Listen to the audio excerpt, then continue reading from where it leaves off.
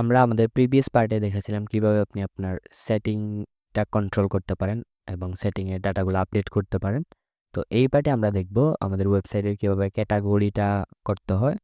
তো সেটার জন্য আমরা এখানে দেখতে পারবো ক্যাটাগরিজ নামক একটা অপশন, এটা একটা ক্লিক দিয়ে আমরা প্রথমে অ্যাড ক্যাটাগরিজে যাই।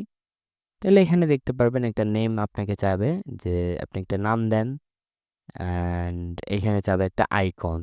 সো আপনি যে ক্যাটাগরি দিবেন সেটা একটা আইকন দিয়ে দিবেন এবং এটা কি অ্যাক্টিভ রাখতে চাইতেছেন না ইনঅ্যাক্টিভ রাখতে চাইতেছেন সেটা বলবে।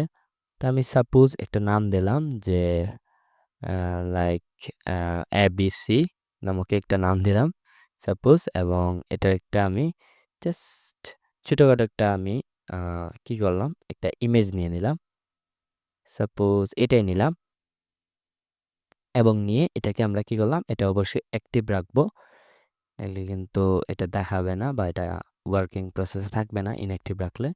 তো এটা কিন্তু আপডেট হয়ে গেছে, এখানে অ্যাড হয়ে গেছে।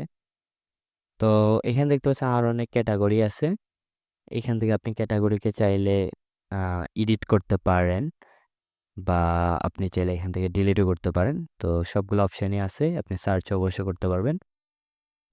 এই ক্যাটাগরি অবশ্যই আমাদের লাগবে অ্যাড করা, বিকজ ক্যাটাগরি ছাড়া কিন্তু আমাদের কোর্স ক্রিয়েট হবে না। প্রত্যেকটা কোর্স একটা ক্যাটাগরি আন্ডারে থাকতে হবে।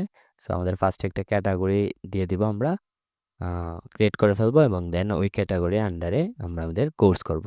তো আমরা নেক্সট ভিডিওতে আমরা দেখব কিভাবে আমাদের কোর্স ক্রিয়েট করতে হয়।